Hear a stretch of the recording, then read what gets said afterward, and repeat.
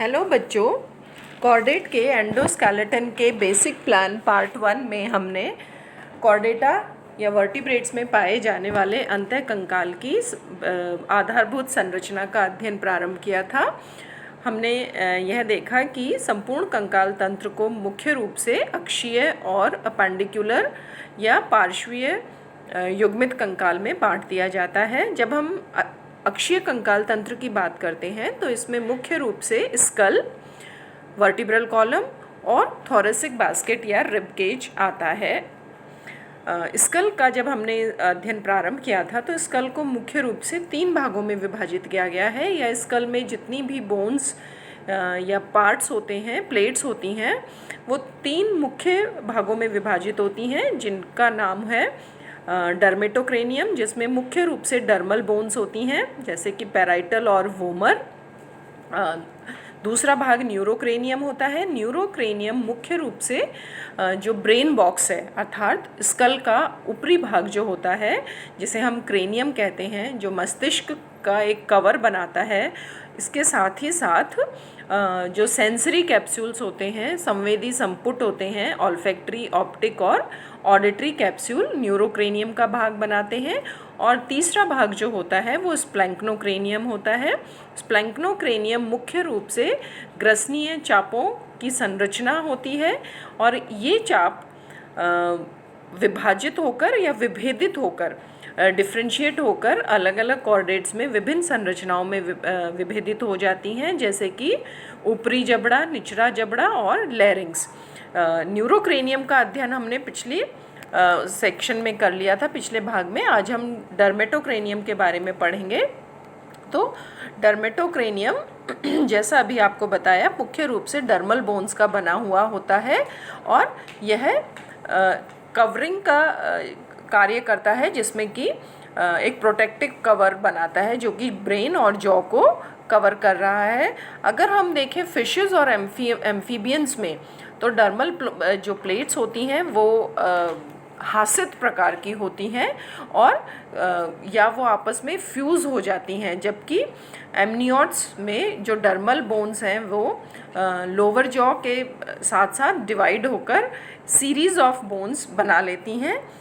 Dermatocranium के जो मुख्य भाग हैं वे इस प्रकार से होते हैं: फेशियल, ऑर्बिटल, टेम्पोरल, जो कि पिछला भाग बना रही हैं ब्रेन के, इसका पोस्टीरियर वॉल, वॉल्ट, और जो कि रूफ बनाएंगी, छत या अपर भाग बनाती हैं, पैलेट, जो कि रूफ माउथ के अंदर की जो छत है, मुख गुहा के अंदर की छत है, उसका निर्माण करती हैं, और मैकल्स कार्टिलेज को कवर करने वाली मैंडिब्यूलर सीरीज़।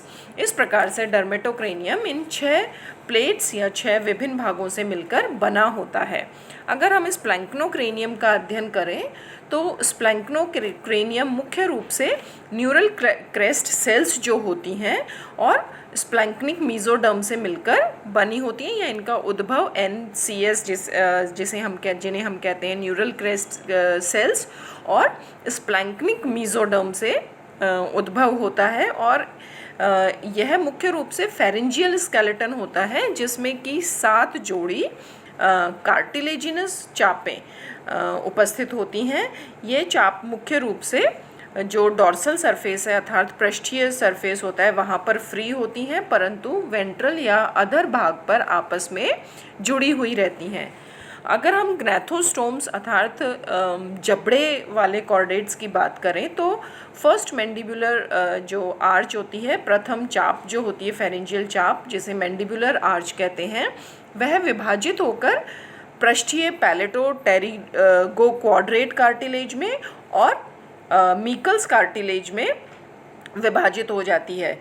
मैं रिपीट कर रही हूँ, फर्स्ट फेरेंजियल आर्च जिसे मैंडिब्यूलर आर्च कहते हैं, यह जॉ जो जबड़े वाले प्राणी हैं उनमें विभाजित होकर अपर या डॉर्सल जिसे पृष्ठीय कहेंगे pterygo quadrat, पैलेटो pterygo quadrat cartilage और मैकल्स कार्टिलेज, इनमें से पैलेटो टेरिगो क्वाड्रेट अपर जॉ बनाता है और मीकल्स कार्टिलेज लोअर जॉ या निचले जबड़े का निर्माण करती है।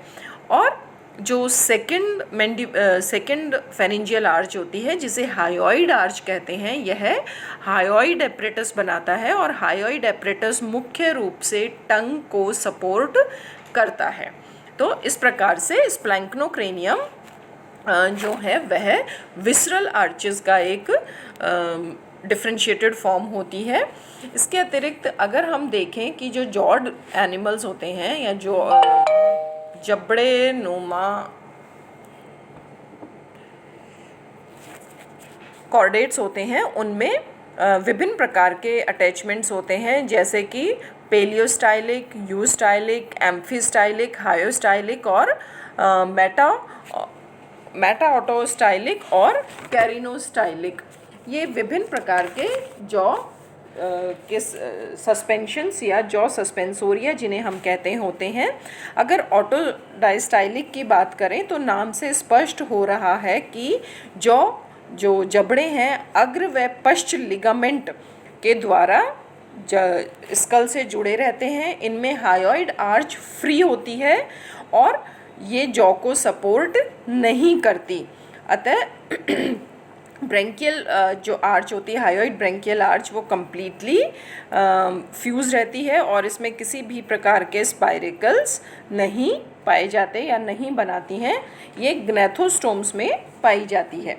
एम्फीस्टाइलिक की अगर हम बात करें तो एम्फीस्टाइलिक प्रकार के जॉ सस्पेंसोरिया मुख्य रूप से एम्फीबियंस में पाए जाते हैं और ये प्रिमिटिव शार्क्स में भी होते हैं, जिनमें कि बेसल और ऑटिक प्रोसेसेस या प्रवृत्त निकले रहते हैं। हायोस्टाइलिक प्रकार के जो जॉ सस्पेंसोरिया होते हैं वो जो फिशेस, बोनी फिशेस हैं, उनमें अपर जॉ या पैलेटो क्वाड्रेट होता है। वह एथमॉइड लिगामेंट द्वारा अंदर की ओर तथा पश्च भाग में स्पाइरिकुलर लिगामेंट द्वारा स्कल से जुड़ा रहता है।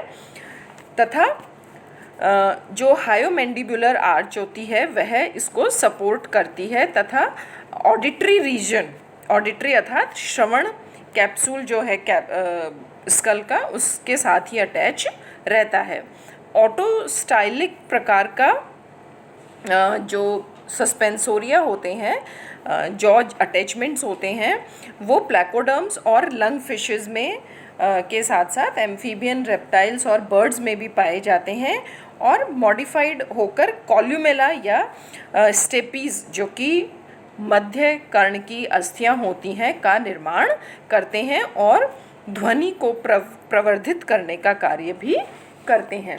कैरिनोस्टाइलिक जो है मुख्य रूप से मैमल्स में पाई जाती है और इसमें जो ऊपरी जबड़ा होता है वह थ्रू आउट द लेंथ अर्थात अपनी संपूर्ण लंबाई में स्कल से जुड़ा रहता है और हायोमैंडिबुलर आर्च जो होती है वो स्टेपीज और आर्टिकुलर व क्वाड्रेट, जो हायोमैंडिबुलर है वह स्टेपीज का निर्माण करती है और आर्टिकुलर और क्वाड्रेट मेलियस और इंकस अर्थात स्टेपीज, मेलियस, इंकस, हायोमैंडिबुलर, आर्टिकुलर और क्वाड्रेट अस्थियों का विभेदित रूप होती हैं। इस प्रकार से ये विभिन्न प्रकार की जॉ सस्पेंसोरिया होते हैं। इनके अतिरिक्त और कुछ विशिष्ट सस्पेंसोरिया भी पाए जाते हैं, जैसे कि काइमेरा में होलोस्टाइलिक प्रकार का जॉ सस्पेंसोरिया पाया जाता है और स्ट्रेप्टोस्टाइलिक जो कि सिर्फ लूज और दोनों एंड्स पर मूवेबल होते हैं।